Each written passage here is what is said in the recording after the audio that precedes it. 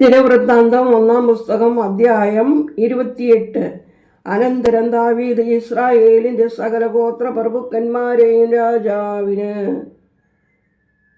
ശുശ്രൂഷ ചെയ്ത കൂറുകളുടെ തലവന്മാരെയും സഹസ്രാധിപന്മാരെയും ശതാധിപന്മാരെയും രാജാവിൻ്റെയും അവൻ്റെ പുത്രന്മാരുടെയും സകല വസ്തുവകകൾക്കും ആടുമാടുകൾക്കുമുള്ള മേൽവിചാരകന്മാരെയും ഷണ്ഡന്മാരെയും വീരന്മാരെയും സകല പരാക്രമശാലികളെയും യെരൂശലേമിൽ കൂട്ടി ദാവീദ് രാജാവ് എഴുന്നേറ്റു നിന്നു പറഞ്ഞത്: എൻ്റെ സഹോദരന്മാരും എൻ്റെ ജനവുമായുള്ളോരേ, എൻ്റെ വാക്ക് കേൾപ്പിൻ. കർത്താവിൻ്റെ നിയമപെട്ടകത്തിനും നമ്മുടെ ദൈവത്തിൻ്റെ പാദപീഠത്തിനുമായി ഒരു വിശ്രമാലയം പണിയുവാൻ എനിക്ക് താല്പര്യമുണ്ടായിരുന്നു. പണിക്ക് വേണ്ടി ഞാൻ ശേഖരിച്ചുമിരുന്നു. എന്നാൽ ദൈവം എന്നോട്: നീ എൻ്റെ നാമത്തിന് ഒരു ആലയം പണിയരുത്, നീ ഒരു യോദ്ധാവാകുന്നു, രക്തവും ചൊരിയിച്ചിരിക്കുന്നു എന്ന് കൽപ്പിച്ചു. എങ്കിലും ഞാൻ എന്നേക്കും ഇസ്രായേലിന് രാജാവായിരിക്കുവാൻ ഇസ്രായേലിൻ്റെ ദൈവമായ കർത്താവ് എൻ്റെ സർവ്വപിതൃഭവനത്തിൽ നിന്നും എന്നെ തിരഞ്ഞെടുത്തു. രാജാവായിരിക്കുവാൻ യഹൂദയെയും യഹൂദാഗൃഹത്തിൽ എൻ്റെ പിതൃഭവനത്തെയും തിരഞ്ഞെടുത്തിരിക്കുന്നു. എൻ്റെ പിതാവിൻ്റെ പുത്രന്മാരിൽ വച്ച് എന്നെ എല്ലാ ഇസ്രായേലിനും രാജാവാക്കുവാൻ അവന് പ്രസാദം തോന്നി. എൻ്റെ എല്ലാ പുത്രന്മാരിൽ നിന്നും കർത്താവ് എനിക്ക് വളരെ പുത്രന്മാരെ തന്നിരിക്കുന്നു. അവൻ എൻ്റെ മകനായ ശലോമോനെ ഇസ്രായേലിൽ കർത്താവിൻ്റെ സിംഹാസനത്തിലിരിക്കുവാൻ തിരഞ്ഞെടുത്തിരിക്കുന്നു. അവൻ എന്നോട്: നിന്റെ മകനായ ശലോമോൻ എൻ്റെ ആലയവും എൻ്റെ പ്രാകാരങ്ങളും പണിയും. ഞാൻ അവനെ എനിക്ക് പുത്രനായി തിരഞ്ഞെടുത്തിരിക്കുന്നു. ഞാൻ അവന് പിതാവായിരിക്കും. അവൻ ഇന്ന് ചെയ്യുന്നത് പോലെ എൻ്റെ കൽപ്പനകളും വിധികളും സ്ഥിരമായി ആചരിക്കുമെങ്കിൽ ഞാൻ അവൻ്റെ രാജ്യത്വം എന്നേക്കും സുസ്ഥിരമാക്കും എന്ന് അരുളി ചെയ്തിരിക്കുന്നു.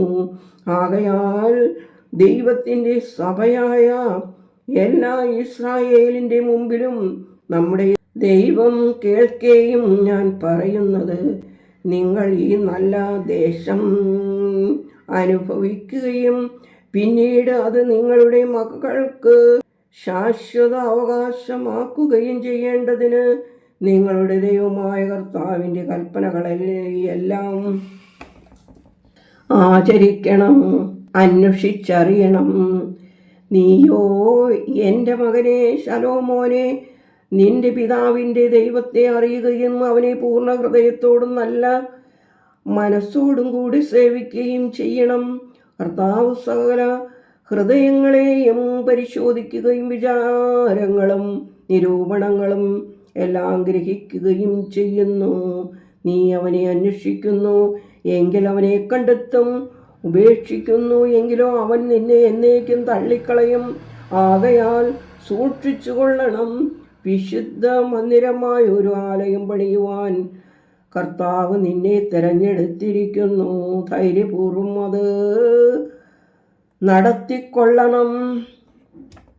പിന്നെ ദാവീദ് തൻ്റെ മകനായ ശലോമോനും ദൈവാലയത്തിൻ്റെ മണ്ഡപം, ഉപഗ്രഹങ്ങൾ, ഭണ്ഡാരഗ്രഹങ്ങൾ, മാളിക മുറികൾ, അറകൾ, കൃപാസനഗ്രഹം എന്നിവയുടെ രൂപരേഖ കൊടുത്തു. കർത്താവിൻ്റെ ആലയം, പ്രാകാരങ്ങൾ, ചുറ്റുമുള്ള എല്ലാ അറകൾ, ദൈവാലയത്തിൻ്റെ ഭണ്ഡാരഗ്രഹങ്ങൾ, സമർപ്പിത വസ്തുക്കളുടെ ഭണ്ഡാരം, പുരോഹിതന്മാരുടെയും ലേവ്യരുടെയും കൂറുകൾ, കർത്താവിൻ്റെ ആലയത്തിലെ സകല ശുശ്രൂഷയുടെയും ക്രമം, കർത്താവിൻ്റെ ആലയത്തിലെ ശുശ്രൂഷയ്ക്കുള്ള സകല പാത്രങ്ങൾ എന്നിവയെക്കുറിച്ചുള്ള തൻ്റെ മനസ്സിലുണ്ടായിരുന്ന മാതൃകാ വിവരവും അവന് കൊടുത്തു.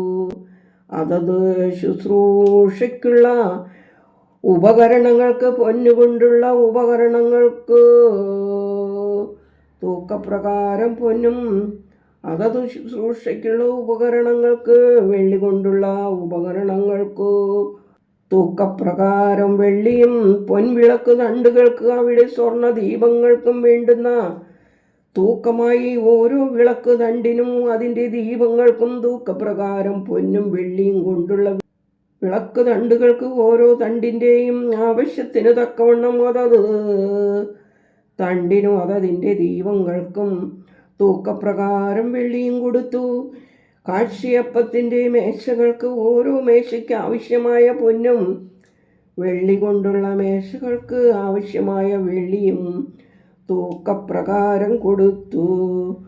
മുൾക്കൊളുത്തുകൾക്കും കലശങ്ങൾക്കും കുടങ്ങൾക്കും ആവശ്യമുള്ള തങ്കവും പൊൻകിണ്ടികൾക്ക് ഓരോ കിണ്ടിക്ക് തൂക്കപ്രകാരം വേണ്ടതായ സ്വർണവും കൊടുത്തു.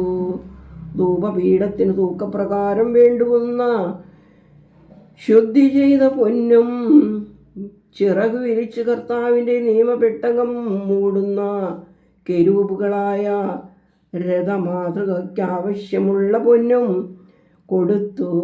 ഇവയെല്ലാം ഈ മാതൃകയുടെ എല്ലാ പണികൾക്കും കർത്താവ് എനിക്ക് വേണ്ടി തൻ്റെ കൈകൊണ്ട് എഴുതിയ രേഖ മൂലം എന്നെ ഗ്രഹിപ്പിച്ചിരിക്കുന്നു എന്ന് ദാവീദ് പറഞ്ഞു. പിന്നെയും ദാവീദ് തൻ്റെ മകനായ ശലോമോനോട് പറഞ്ഞു, വേഗം ധൈര്യം പൂണ്ട് പ്രവർത്തിച്ചു കൊള്ളുക, ഭയപ്പെടരുത്, ഭ്രമിക്കുകയും അരുത്. കർത്താവായ ദൈവം, എൻ്റെ ദൈവം നിന്നോട് കൂടെയുണ്ട്. കർത്താവിൻ്റെ ആലയത്തിൽ ശുശ്രൂഷയ്ക്കുള്ള എല്ലാ പണിയും തീർക്കും വരെ അവൻ നിന്നെ കൈവിടുകയില്ല, ഉപേക്ഷിക്കുകയും ഇല്ല. ഇതാ ദൈവാലയത്തിൽ സകല ശുശ്രൂഷയ്ക്കും വേണ്ടി പുരോഹിതന്മാരുടെയും ലേവ്യരുടെയും കൂറുകൾ ഉണ്ടല്ലോ. ഓരോവിധ ശുശ്രൂഷയ്ക്കും മനസ്സും സാമർഥ്യവും ഉള്ള ഏവരും എല്ലാ ജോലിക്കായും നിന്നോടുകൂടെയുണ്ട്. പ്രഭുക്കന്മാരും സർവജനവും നിന്റെ കൽപ്പനയ്ക്കെല്ലാം വിധേയരായിരിക്കും. ആവശ്യമുള്ള എല്ലാ പ്രവൃത്തികളും അവർ ചെയ്യും. ദൈവമേ, സ്തുതി നിനക്ക് യോഗ്യമാകുന്നു. പാർക്കുമോ.